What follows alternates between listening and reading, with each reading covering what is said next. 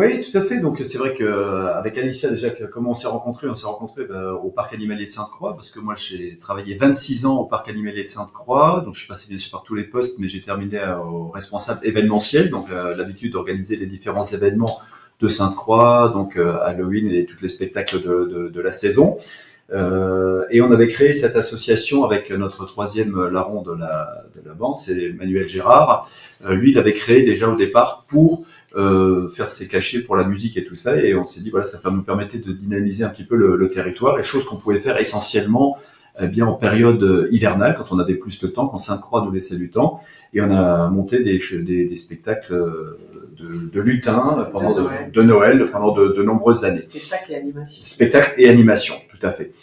Et donc Alicia, j'ai rencontré à Sainte-Croix en 2010, voilà.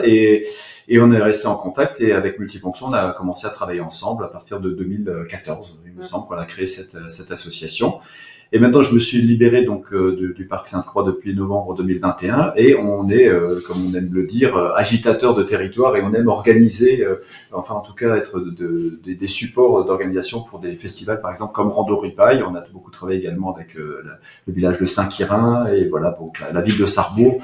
Bon, on aime faire un petit peu tout ça et mettre nos compétences au service d'une Pas d'une manifestation. D'une manifestation, voilà, tout à fait.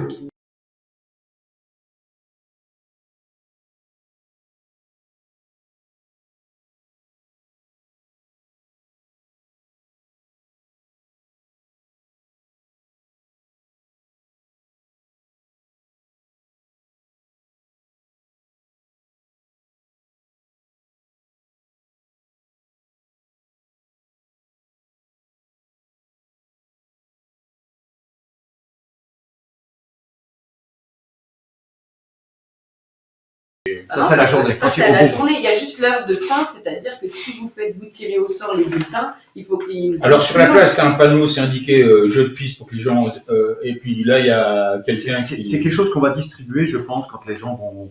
C'est un carnet sous cette forme-là, donc en forme A5, je crois, c'est un A4, donc c'est un A5. Donc les gens, il y aura un titre ici, le jeu avec toutes les informations, les règles du jeu. Vous allez ouvrir ensuite ça, et les jeux seront à l'intérieur, et derrière, il y aura la récupération d'adresses et tout ça. En fait, après, ça va donner un message codé. Donc, celui-ci, il est fait avec un message codé. C'est-à-dire que les gens devaient répondre à des questions.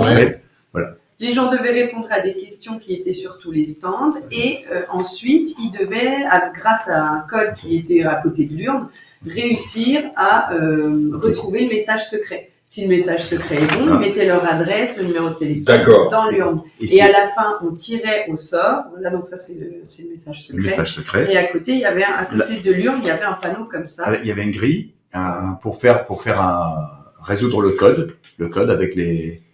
Donc ça prend une petite demi-heure, une heure suivant, voilà. Et donc ça tout dépend. Et par contre, il faut également, après, suivant ce qu'on veut également, c'est faire des petits panneaux sur ce qu'on veut dire. Par exemple, là, on était sur les vieux métiers, donc on avait quelques infos. Donc c'est très ludique, c'est-à-dire qu'on apprend plus des choses. Par exemple, ici, c'était sur la vannerie, c'était les vieux métiers, donc le maréchal Ferrand. Là, après, on a les producteurs, mais après, autour de la saline aussi, on peut aller prendre de la place de la saline, on peut aller prendre une photo, un élément, un détail.